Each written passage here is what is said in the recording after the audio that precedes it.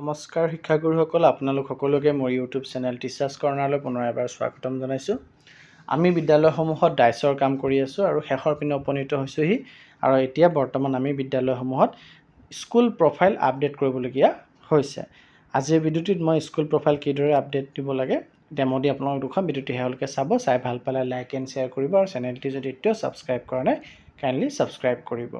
আপোনালোকে প্ৰথম UDAS প্লাছত login কৰিব লাগিব। ক্ৰম ব্ৰাউজাৰত কৰিব, সেইটো আপোনালোকে নিশ্চয় জানে। লগইন কৰিবৰ কাৰণে আপোনালোকে UDAS প্লাছ চাৰ্চ বাৰত গৈ পেলাই চাৰ্চ কৰিব আৰু অকণ তললৈ স্ক্ৰল ডাউন কৰিব। তেতিয়া আপোনালোকে যোনটো UDAS plus school data capture বুলি অপশ্যন পাব, সেই অপশ্যনটো আপোনালোকে ক্লিক কৰিব। আমি যিটো ডাটা কেপচাৰ কৰিব খুজি আছোঁ আৰু অপশ্যনটো ক্লিক কৰাৰ পিছত আপোনালোকে এনেধৰণৰ UDAS প্লাছ লগইনত চাব প্ৰফাইল ফেচিলিটিজ টিচাৰ মডুল তেনেধৰণৰ পাম। আমাৰ এই তলৰ কামখিনি আমাৰ হ'ল। এতিয়া আমাৰ প্ৰফাইল এণ্ড ফেচিলিটিজ আপলোড কৰিবলগীয়া আছে। আমি সেইকাৰণে প্ৰফাইল এণ্ড ফেচিলিটিছত ক্লিক কৰিম। ক্লিক কৰাৰ লগে লগে আপোনালোকে এনেধৰণৰ এটা লগইন অপশ্যন পাব। ইয়াত আপোনালোকে বিদ্যালয়ৰ ডাইচ কোডটো আৰু UDASৰ পাছৱৰ্ড আৰু যোনটো কেপচা ওলাই আছে কেপচাটো ভৰাই লৈ পেলাই লগইন কৰিব লাগিব। মই এখন বিদ্যালয়ৰ তথ্যখিনি দি পেলাই লগইন কৰি লৈ আছোঁ।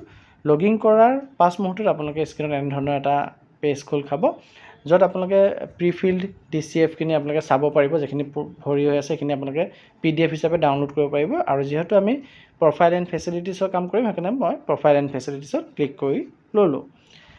প্ৰফাইল এণ্ড ফেচিলিটিছত ক্লিক কৰাৰ পাছত এনেধৰণৰ স্কুলখনৰ প্ৰফাইল আপোনাৰ সন্মুখত খোল খাই আহিব আৰু আপোনালোকে দেখা পাইছে data entry is currently active, অৰ্থাৎ স্কুল প্ৰফাইলৰ ডাটা এণ্ট্ৰি আমাক অ'পেন কৰি দিয়া হৈছে আৰু অভাৰঅল ষ্টেটাছত নিট কাৰেকশ্যন দেখিছে।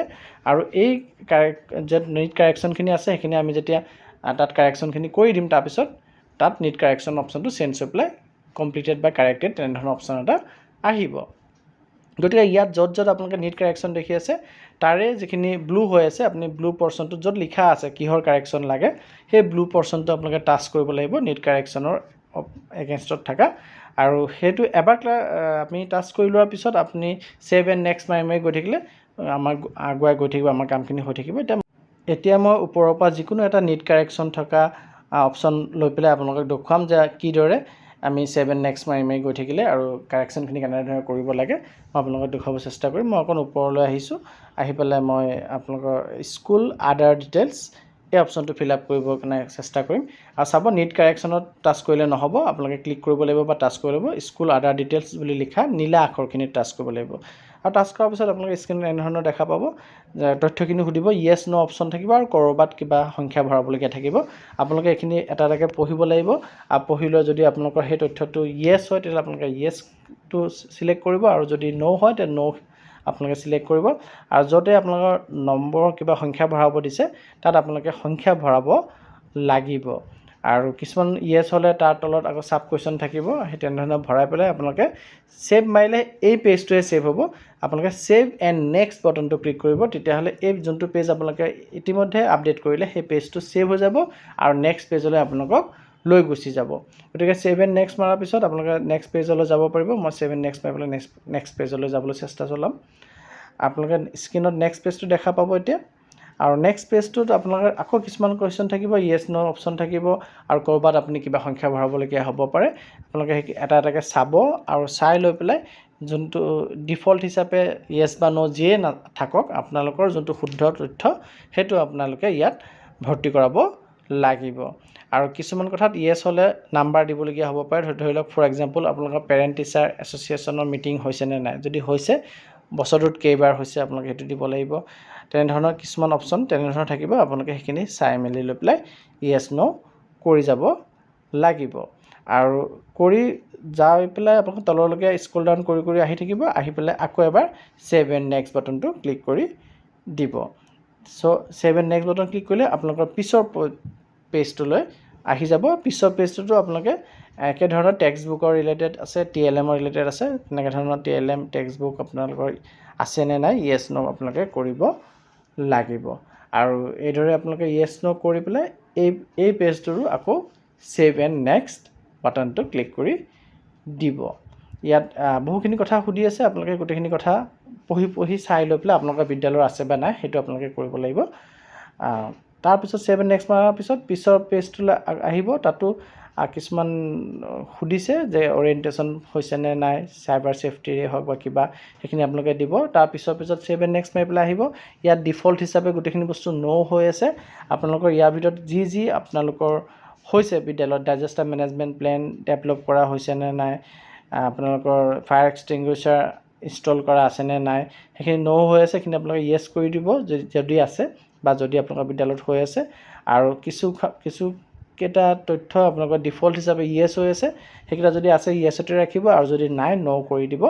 আৰু তেনেধৰণে আপোনালোকে তললৈ ভৰাই তললৈ আহি থাকিব। আহি পেলাই আপোনালোকে আকৌ এবাৰ ছেভ এণ্ড নেক্সট বাটনটো ক্লিক কৰি দিব লাগিব। Save and next button click কৰিলে আপোনালোকে তাৰ পিছৰ পেজটোলৈ আকৌ যাব পাৰিব। পিছৰ পেজলৈ আপোনালোকে গ'লে দেখা পাব পিছৰ পেজটোত ফাইনেন্সিয়েল কথাখিনি আছে। আপোনালোকে কিমান টকা ৰিচিভ কৰিছিলে আৰু কিমান টকা এক্সপেণ্ডিচাৰ কৰিছে, কম্প'জিট স্কুল গ্ৰাণ্টতেই হওক, লাইব্ৰেৰী গ্ৰাণ্টতে হওক, বা মেজৰ ৰিপেয়াৰিঙৰ কাৰণে হওক, স্পৰ্টছ এণ্ড ফিজিকেল এডুকেশ্যনৰ কাৰণে হওক, আপোনালোকে কিমান টকা ৰিচিভ কৰিছে আৰু কিমান টকা এক্সপেণ্ডিচাৰ কৰিছে, সেই টকাৰ এমাউণ্ট ভৰাবলগীয়া হ'ব ইয়াত। আৰু যোৱা বছৰ আপোনালোকে কেনেধৰণৰ ক'ৰ পৰা কিমান টকা পাইছিলে, এনুৱেল এক্সপেণ্ডিচাৰ আপোনালোকৰ কি আছিলে, প্ৰিভিয়াছ একাডেমিক ইয়েৰ, সেইখিনিও আপোনালোকে ইয়াত এক্সপেণ্ডিচাৰখিনিও ভৰাব লাগিব 1.59ত। গোটেইখিনি ভৰাই পেলাই টোটেল এক্সপেণ্ডিচাৰ ইনকাৰটো আপুনি ওলাই যাব। আপোনালোকে আকৌ ছেভ এণ্ড নেক্সট বাটনটো ক্লিক কৰি দিব। আৰু তেনেধৰণে আপোনালোকে পিছৰ পেজত পাবগৈ। তাত আপোনালোকৰ কিমান ডেস্কটপ আছে, কিমান লেপটপ আছে, টেবলেট আছে বিদ্যালয়ত, আৰু কি সুবিধা আছে, ফেচিলিটিছখিনি আপোনালোকে ইয়াত সংখ্যা ভৰাব লাগিব। আৰু লগতে কিছু কথাত, ইকুইপমেণ্টৰ কথাত আপোনালোকক য়েছ ন' সুধিছে, আপোনালোকে সেই য়েছ ন'খিনি কৰিব লাগিব। আৰু বিদ্যালয়ত যদি ডিজিটেল লাইব্ৰেৰী আছে তেতিয়াহ'লে য়েছ কৰিব, আৰু যদি নাই কৰিব। আৰু য়েছ যদি হয় তেতিয়াহ'লে কিমান ই বুকছ বা কণ্টেণ্ট ডিজিটেল লাইব্ৰেৰীত আছে সেইটো আপুনি দিব লাগিব। আৰু ইয়াত চাওক, এইটো শেষ পইণ্ট, যিহেতু শেষ পেজ হয়, গতিকে ইয়াত ছেভ এণ্ড নেক্সট নাই, ডাইৰেক্ট ছেভ বটনটো আছে। আপোনালোকে ছেভ বটন ক্লিক কৰিব লাগিব। ছেভ বটন ক্লিক কৰাৰ লগে লগে আপোনালোকৰ প্ৰথমৰ পৰা যিখিনি তথ্য ভৰাই আহিছিলে গোটেইখিনি তথ্য ছেভ হৈ যাব। আৰু ছেভ কৰাৰ পাছ মুহূৰ্তত নিট কাৰেকশ্যনবিলাক কাৰেক্টেড অপশ্যন তেনেধৰণৰ আহিব, বা কাৰেকশ্যনৰ যে প্ৰয়োজন নাই, আপোনাৰ হৈ গ'ল, সেইটো আপোনালোকৰ স্ক্ৰীনত শ্ব' কৰিব। আৰু অভাৰঅল ষ্টেটাছতো আপোনালোকক কাৰেকশ্যন কমপ্লিটেড বা আপডেটেড তেনেধৰণৰ অপশ্যন এটা শ্ব' কৰিব। গতিকে এইদৰে আপোনালোকে স্কুল প্ৰফাইল আপডেট কৰিব পাৰিব। ধন্যবাদ।